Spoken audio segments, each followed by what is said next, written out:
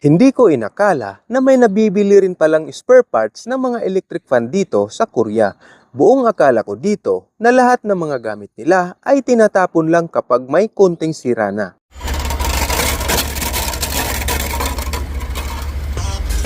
Halika kayo at samahan niyo akong ayusin ang electric fan ng amo ko. Papsing nga pala ang patrol ng mga gwapo.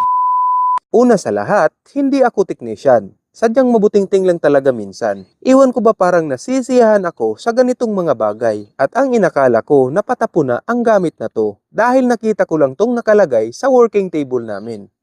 Itong kasama ko naman na pang-umaga, mahilig ding magbuting-ting at ang nasa isip ko talaga na siya ang nagbaklas ng mga to at dahil nga busy rin nung time na yon kaya hindi niya natapos. Nagkamali pala ako. Si amo pala ang gumagawa nito.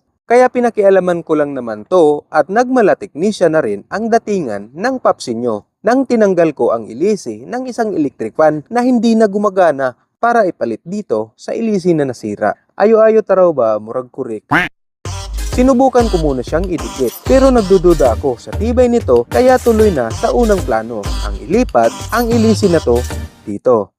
Una kong ginawa ay sinukat muna kung magkakasya ba. So far nagkasya naman ang butas nito, sara dito sa kabila. Kaya lang medyo makapal itong base ng blade at kailangang bawasan. Siyempre pinakialaman ko na naman yung mga tools nila dito. Kahit ano na basta maibsan lang ang pagka-board ng papsi nyo. Binawasan ko ng ilang millimeter ang part na to at pinakinis gamit ito. O diba, high-tech ang mga gamit nila dito. Murag kurik ba? Kasunod nito ay pinalaliman ko pa ang butas nitong paglalagyan ng axis para maging fit na siya at mailagay yung blade cap.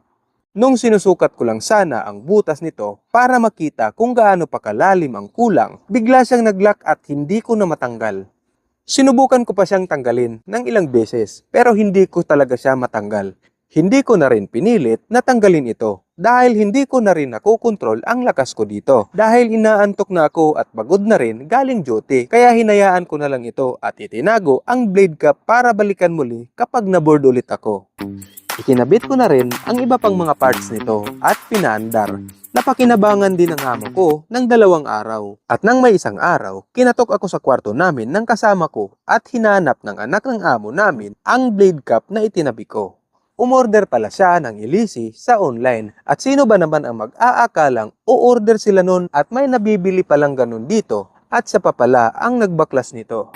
Nakita ko rin ang pagkakaiba nito sa andar nito ngayon. Sa andar nito nung iba pa ang ikinabit ko. Medyo umaalog yon ng konti dahil yun sa butas na ginawa ko para sa access nito kaya hindi na siya balanse.